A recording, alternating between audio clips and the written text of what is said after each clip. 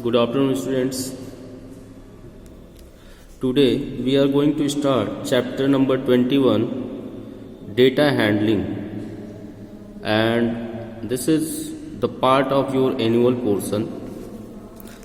And in this point of view, this is very important for your annual examination. First of all, let us understand the introduction of data handling. Data handling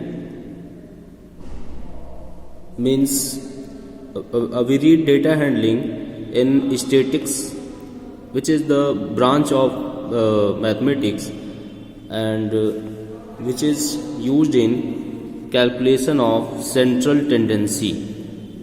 इसको हम central tendency के अंतर्गत पढ़ते हैं. और before starting this chapter, we understand what is data. तो सब लोग जानते हैं डेटा क्या होता है. Simply data is a kind of information,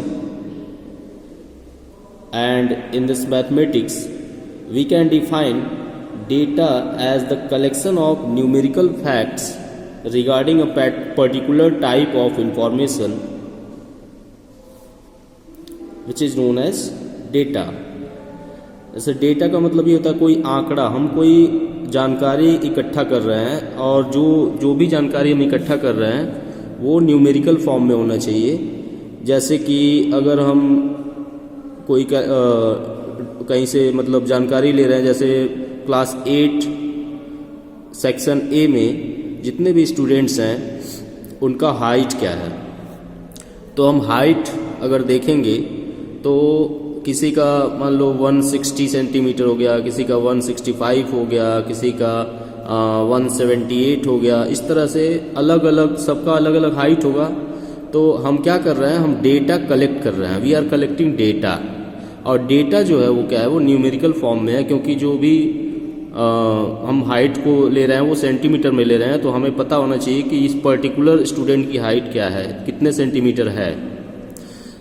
इसी तरह से अगर हम वेट की बात करें तो सबका वेट अलग अलग वैरी करेगा. तो वेट जो होगा वो भी एक तरह से डेटा हो जाएगा कि मान लो 50 स्टूडेंट्स हैं तो सबका वेट क्या क्या है. तो किसी का मान लो 50 किलोग्राम हो गया, किसी का 52 किलोग्राम हो गया, किसी का 54.5 हो गया. इस तरह से सबका अपना अलग अलग वेट होगा. तो ये सारी चीज़ें क्या हैं, ये सब डेटा हैं. या फिर अगर हम देखें कि कोई मैथमेटिक्स का टेस्ट हुआ है, उसमें 50 स्टूडेंट्स हैं, तो सबके कितने मार्क्स हैं आउट ऑफ 20. मान लो 20 में कोई टेस्ट हुआ है, इसका मैक्सिमम मार्क 20 है, और उसमें हम देखेंगे कि मतलब कितने स्टूडेंट ने कितना कितना नंबर पाया है आउट ऑफ 20. तो मान लो किसी का 10 है, किसी का 15 है, किसी का 7 है, किसी का 19 है, किसी का 20 है, किसी का 0 भी है. बहुत सारे बच्चे 0 भी पाते हैं. किसी का 1 है, किसी का 2 है, किसी का 4 है, किसी का 13 है. इस तरह से तो जो भी उन्होंने मार्क्स ऑब्टेन किया है, ये क्या है, ये डेटा है. तो ये सारी जानकारी होती हैं. डेटा एक जानकारी होती है, इंफॉर्मेशन होता है जो न्यूमेरिकल फॉर्म में होता है. तो इसी कलेक्शन को हम क्या बोलते हैं, डेटा बोलते हैं. तो now we can define data as data. इसको हम डाटा भी बोल सकते हैं. डाटा, डेटा, तो दो प्रोनाउंसिएशन होता है. डाटा भी बोल सकते हैं और डेटा भी बोल सकते हैं. We can define a collection of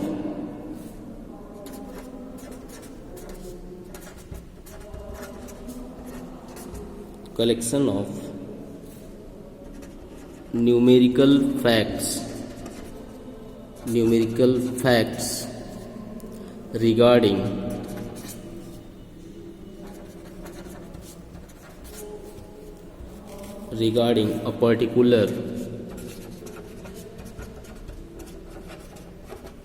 regarding a particular type of information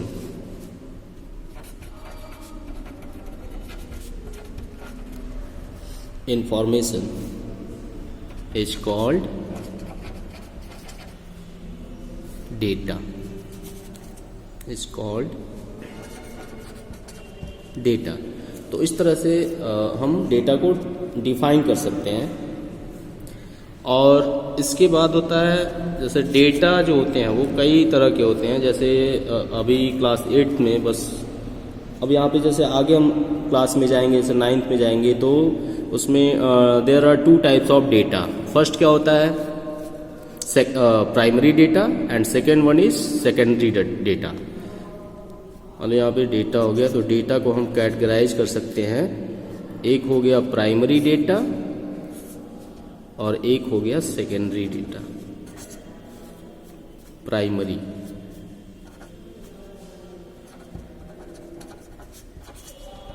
data and second one is secondary.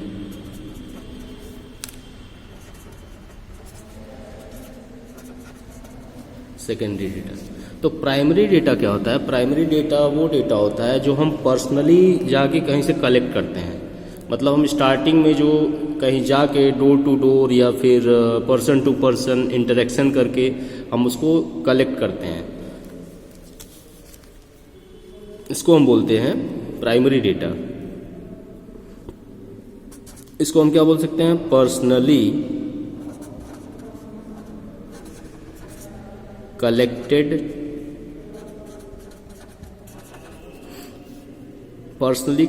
Data. Personally collected data is called primary data.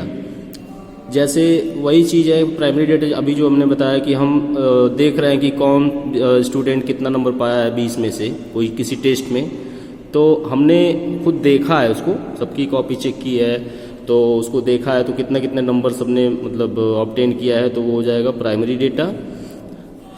और सेकेंडरी डेटा क्या होता है? सेकेंडरी डेटा हमें किसी दूसरे सोर्स से मिलता है। जैसे मान लो हम टीवी पे न्यूज़ देख रहे हैं कि यूपी में मतलब कोरोना के कितने पेशेंट्स हो गए, मतलब पूरे यूपी में कोरोना के मान लो 450 केसेज हैं। तो हम किससे वो डेटा प्राप्त कर रहे हैं? वो अदर मीडिया से प्राप्त कर रहे हैं, मतलब अदर सोर्स से प्राप्त करते हैं। तो अदर सोर्स से प्राप्त कर रहे हैं तो वो क्या हो जाएगा? वो सेकेंडरी डेटा हो जाएगा। जैसे न्यूज़ पे या किसी मैगजीन में हमने पढ़ लिया या किसी न्यूज़पेपर में पढ़ लिया, तो मतलब ये सारी जानकारी हमें वहाँ से मिल रही है, तो उसको हम बोलेंगे secondary data. Then secondary data ये हो जाएगा collected from other resource, collected from other resources. तो इस तरह से हम ये बोल सकते हैं कि जो किसी अन्य सोर्स से हमें जो डेटा मिल रहा है उसको हम बोलेंगे सेकेंडरी डेटा। जो हम पर्सनली खुद इकट्ठा कर रहे हैं उसको हम बोलेंगे primary data. But in this syllabus raw data is given, तो वही रॉ डेटा हम इसको ही बोल सकते हैं। प्राइमरी डेटा को हम रॉ डेटा भी बोल सकते हैं, क्योंकि ये उसमें स्टार्टिंग में ये कलेक्ट हुआ है और ये हमने कलेक्ट किया है, तो इसको हम रॉ डेटा भी बोल सकते हैं, रॉ डेटा। तो इस तरह से रॉ डेटा क्या हो जाएगा? Raw data is the collection of observations. Observations का मतलब ये होता है जो हमने देखा है और जो हमें आंकड़े जो हमें मिले हैं उसको हम बोलते हैं ऑब्जर्वेशन। तो ऑब्जर्वेशंस जो हमें मिल रहे हैं और जो स्टार्टिंग में हमने कलेक्ट किया है, जैसे हमने सिंपली बोल दिया कि 10 स्टूडेंट हैं, इनका जो वेट है एक का है 45, एक का है 48, एक का है 49, एक का है 50। इस तरह से हमने 10 स्टूडेंट्स का वेट हमने बोल दिया कि इतना इतना इतना इतना वेट है किलोग्राम में। तो ये क्या हो जाएगा? उसको हम बोलेंगे raw data. That is raw data. इसके बाद रेंज क्या होता है? तो रेंज मीन्स जैसे मान लो हमने कोई एग्जाम्पल लिया, जैसे 10 स्टूडेंट्स हैं, 10 स्टूडेंट्स हैं, 10 स्टूडेंट्स हैं और इनका वेट दिया हुआ है, वेट किलोग्राम में, इन किलोग्राम। मान लो 45, 48, 47, 54, 57,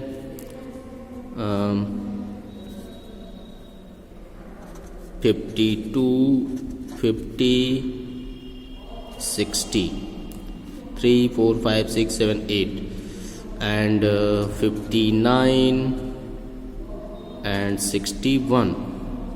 कितने हो गए? 3 to 5, 5, 5, 10. तो 10 स्टूडेंट्स के वेट किलोग्राम में दिया हुआ है यहाँ पे. हमें क्या बताना है? इसका रेंज बताना है. तो रेंज क्या होता है? Range of data. Range of data क्या होता है? हम क्या करते हैं, सिंपली जो हाईएस्ट वैल्यू है और जो लोवेस्ट वैल्यू है उनका हम क्या ले लेते हैं? डिफरेंस ले लेते हैं. तो इसी को हम बोलते हैं रेंज ऑफ द डेटा. तो रेंज इज इक्वल टू क्या हो जाएगा? Maximum value minus minimum value या highest value minus lowest value. हम दो तरह से बोल सकते हैं, maximum value minus minimum value या फिर highest value minus lowest value. तो यहाँ पे हम लिख लेते हैं हाईएस्ट वैल्यू, मतलब जो हमें डेटा मिला हुआ है उसमें से हाईएस्ट वैल्यू चूज करेंगे. तो ये हो जाएगा highest value minus lowest value. Lowest value, या हम इसको ऐसे ही बोल सकते हैं highest value maximum value minus minimum value. तो we can easily find out highest value and lowest value from this data which is given in kilogram. तो देखो सबसे बड़ा इसमें क्या है? तो 61 है. मतलब जो स्टूडेंट्स हैं 10 स्टूडेंट्स हैं, इनमें सबसे भारी कौन है? सबसे मोटा, मतलब सबसे इसका वेट कितना है? इसका 61 है. तो हाईएस्ट वैल्यू हो जाएगा 61 और लोएस्ट वैल्यू क्या हो जाएगा? सबसे हल्का इसमें कौन सा स्टूडेंट है? जिसका वेट है, मान लो ये हो गया हमारा सबसे कम से कम 45 हो गया. तो ये हो जाएगा 61 minus 45. Now what is the difference?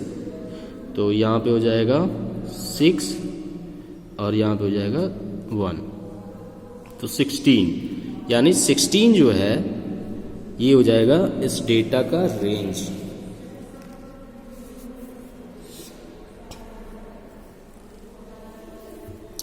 और इस तरह से हम इसका रेंज, किसी भी डेटा का रेंज निकाल सकते हैं. जैसे इसमें एग्जांपल्स दिए हुए हैं बुक्स में. Given below are the marks out of 100 in mathematics obtained by 20 students of a class in an annual examination. तो इसमें 20 स्टूडेंट्स के मार्क्स दिए हुए हैं, 23, 75, 56 एंड सो ऑन.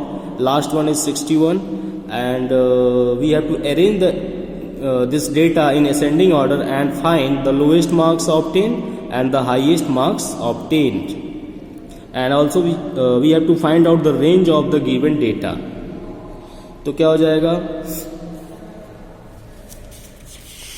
देखो लोएस्ट मार्क्स जो है, लोएस्ट मार्क जो है सबसे कम किस मतलब जो स्टूडेंट ने नंबर पाया है वो है हमारा 14, 100 में से 14.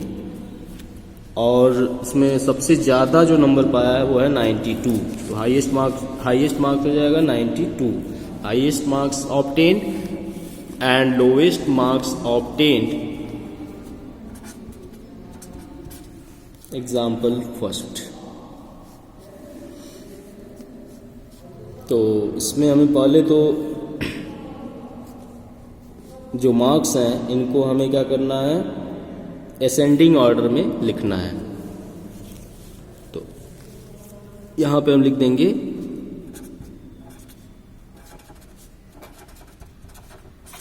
Ascending order of marks obtained is as follows.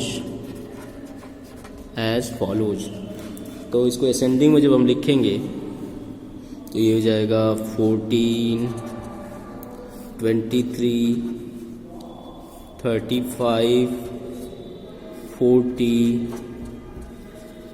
42, 49, 42, 49 and 51, 51, 56, 58, 58, 61, 63, 63, 63 दो ने मतलब नंबर पाया है तो 63 दो बार हो गया। फिर 66, फिर 70, फिर 72 एंड 75, 80, 84, 87, 87 हो गया, 92, 92। तो इस तरह से हमने इसको असेंडिंग ऑर्डर में लिख लिया, जो मार्क्स हैं उनको असेंडिंग ऑर्डर में लिख लिया। अब हमें क्या बताना है, highest mark and lowest marks. तो लोएस्ट मार्क निकाल, lowest marks obtained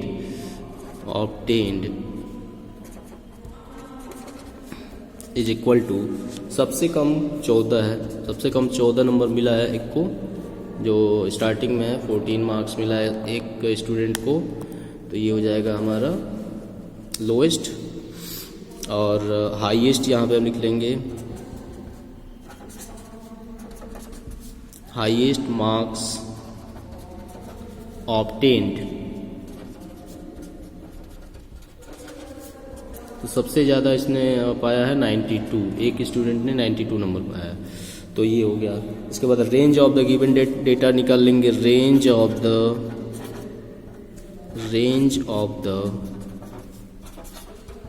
given data, range of the given data. तो रेंज हमें पता है कि highest value minus lowest value, तो हम क्या करेंगे 92 में से 14 को माइनस कर देंगे। तो 92 में से 14 को माइनस करेंगे तो ये हो जाएगा 12 माइनस 4 8 एंड 8 माइनस 1 7, तो 71 क्या हो जाएगा हमारा range of the data, range of the given data. इसके बाद इसी तरह का एक और एग्जांपल है, तो उसको कर लेंगे। And after this frequency distribution, frequency distribution का मतलब ये होता है, फ्रीक्वेंसी का मतलब होता है कि कोई चीज़ बार बार आ रही है, फ्रीक्वेंटली मतलब कई बार आई है, मतलब उसकी आवृत्ति हो रही है, वो कई बार मतलब दिया हुआ है। तो उसको हम कैसे करेंगे, उसके लिए हम क्या करते हैं, एक फ्रीक्वेंसी डिस्ट्रीब्यूशन टेबल बनाते हैं। जैसे मान लो कोई चीज़ जैसे यहाँ पे रिपीट हुआ है, तो उसको हम कैसे करेंगे, तो उसके लिए हम क्या करेंगे, फ्रीक्वेंसी डिस्ट्रीब्यूशन टेबल बनाएंगे। इसके लिए हम क्या करते हैं,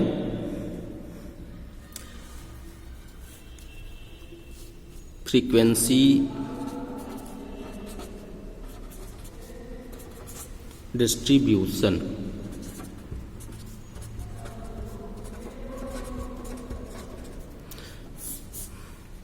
इसके लिए हम एक एग्जांपल लेते हैं समझने के लिए, what is frequency distribution.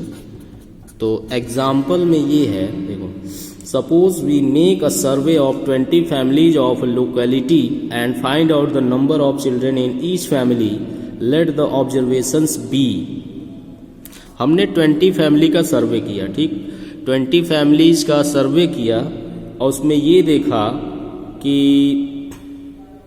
Find मतलब फैमिली में कितने बच्चे हैं, number of children, her family में कितने कितने बच्चे हैं, तो उसका हमने सर्वे किया। तो ये है क्या, ये हमारा रॉ डेटा है। रॉ डेटा क्या हमने सर्वे किया 20 फैमिलीज का, कितने फैमिलीज हैं 20 फैमिलीज, 20 फैमिलीज को हमने देखा कि कितने कितने बच्चे हैं। तो हमें ये मिला कि एक फैमिली में 2 बच्चे हैं, एक दूसरे में भी 2 बच्चे हैं, तीसरे में 3 बच्चे हैं, चौथा में केवल 1 बच्चा है, पांचवें में भी 1 है, फिर 2 हैं, फिर 3 हैं, फिर 2 हैं, फिर 2 हैं, और फिर दो दो, फिर एक दो दो, एक दो दो, फिर तीन, एक दो, एक एक, फिर तीन दो दो, तीन दो दो। तो इस तरह से हमने देखा कि मतलब हमने 20 फैमिलीज का सर्वे किया और मतलब हमें पता चला कि इस फैमिली में कितने बच्चे हैं, इस फैमिली में कितने बच्चे हैं, तो सब हमने नोट कर लिया। हमें क्या करना है, इसका frequency, state the frequency of each observation, इसका फ्रीक्वेंसी बताना है, हर ऑब्जर्वेशन की फ्रीक्वेंसी कितनी बार हुई है। उसके लिए इजी क्या रहेगा, हमें एक टेबल बना लेना, इसके लिए इजी रहेगा। और उसके लिए हम क्या बनाते हैं, frequency distribution table, frequency distribution table.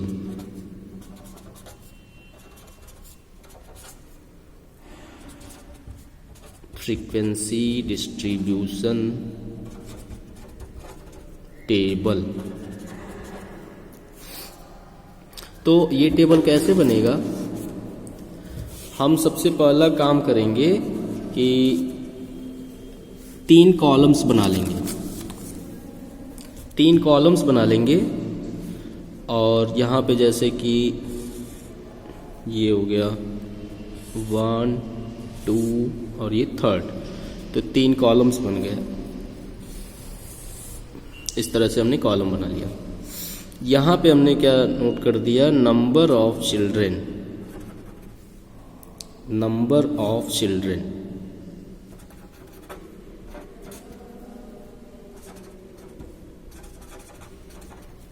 Number of children हो गया। यहाँ पे हम क्या करते हैं, एक नया टर्म आएगा tally marks, tally marks. Tally marks में क्या कैसे करते हैं, टैली मार्क्स, टैली मार्क्स हो गया। और इसके बाद हो जाएगा नंबर ऑफ फैमिलीज। 3rd वाले कॉलम में हम कर देंगे number of families.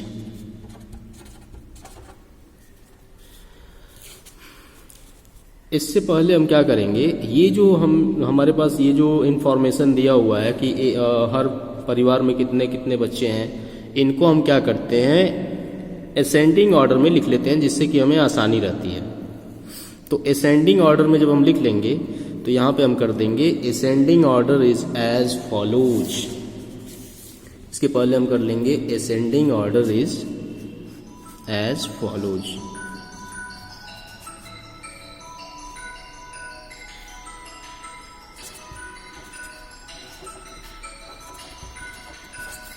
Ascending order is as follows. किसका, ये जो नंबर ऑफ चिल्ड्रेन है इनका।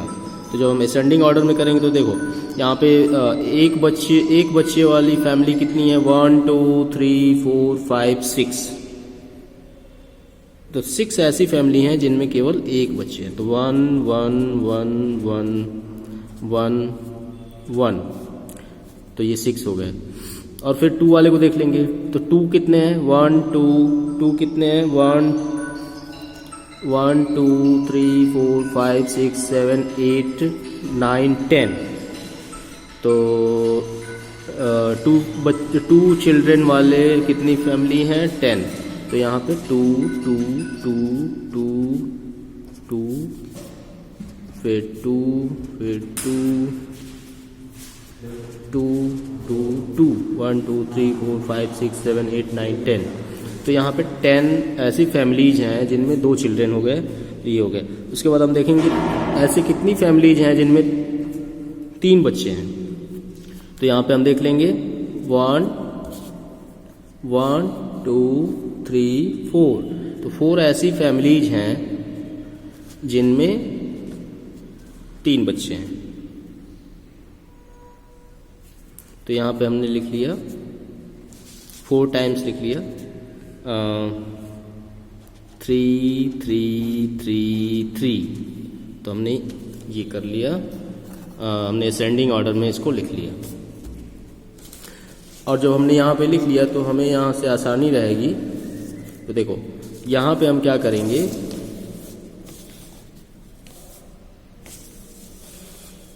Number of children. तो नंबर ऑफ चिल्ड्रेन हमने कैसे काउंट किया था, एक बच्चे वाली कितनी फैमिलीज हैं, 2 बच्चे वाली कितनी है और 3 बच्चे वाली कितनी फैमिली है।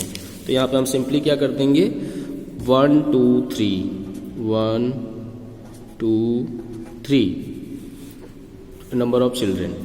अब हमने ये देखा था कि एक बच्चे वाली फैमिली कितनी थी, तो 6 थी। यहाँ से हमने काउंट किया तो यहाँ पे 6 हो गया। अब देखो टैली मार्क हम कैसे बनाते हैं, 6 बनाने के लिए हम क्या करते हैं 1 2 3 4 हो गया। अब मतलब 6 को हम क्या लिखेंगे 5 + 1। अब 5 का टैली मार्क जो होता है, हम टैली मार्क में जैसे ये होता है 1 को केवल एक बार लिखते हैं, 2 को 2 वर्टिकल लाइन, फिर 3 के लिए 3 वर्टिकल लाइंस, 4 के लिए 4 वर्टिकल लाइंस। बट फॉर 5 के लिए हम क्या करते हैं 4 वर्टिकल लाइन खींच के और इसको ऐसे कट कर देते हैं। तो ये क्या रिप्रेजेंट करता है, ये 5 रिप्रेजेंट करता है, ये 5 रिप्रेजेंट करता है। और 1 के लिए फिर एक और हॉरिजॉन्टल लाइन ड्रॉ कर देंगे। तो ये हो गया हमारा टैली मार्क। तो ये टैली मार्क हो गया, क्योंकि एक बच्चे वाले कितनी फैमिली हैं 6 फैमिली हैं, तो 6 का हमने टैली मार्क बना दिया। इसी तरह दो बच्चों वाली कितनी फैमिली हैं, तो 2 बच्चों वाली 10 फैमिली हैं जिनमें 2 बच्चे हैं। तो 10 के लिए हम क्या करेंगे 5 बना देंगे टैली मार्क। तो ये हो गया 1 2 3 4 और इसको कट कर दिया, ये 5 हो गया। और 1 2 3 4 इसको कट कर दिया, तो ये 10 हो गया। अब फिर इसी के हिसाब से हम यहाँ भी लिख लेते हैं। यहाँ पे 6 है तो यहाँ पे हमने लिख लिया 6, यहाँ पे 10 है तो यहाँ पे हमने लिख लिया 10। अब कितने बचे 4। 3 चिल्ड्रेन वाली कितनी फैमिलीज हैं, we have seen that there are 4 families in which there are 3 children। तो 4 के लिए हम क्या करेंगे, सिंपली हम ऐसे 1 2 3 4, तो ये 4 हो गया। अब यहाँ पे हमने लिख लिया 4। तो ये हमारा हो जाएगा frequency distribution table. Frequency distribution table. फिर लास्ट में हम क्या करते हैं, यहाँ पे इसको लिख लेते हैं, यहाँ पे टोटल लिख लेते हैं, टोटल यहाँ पे लिख लेंगे टोटल। और यहाँ पे जब काउंट करेंगे तो हमने कितने फैमिलीज का सर्वे किया था, तो हमने 20 फैमिलीज का सर्वे किया था और इनको ऐड करने पे 20 आ रहा है, तो यहाँ पे हो जाएगा हमारा 20। ये नंबर ऑफ फैमिलीज हो गए। And we will move in the next class। तब तक के लिए इतना ही। उसके बाद हम कल स्टार्ट करेंगे एक्सरसाइज 21। हम इसके कुछ क्वेश्चंस कर लेंगे। And I hope you can easily solve exercise 21A. Okay, thank you students.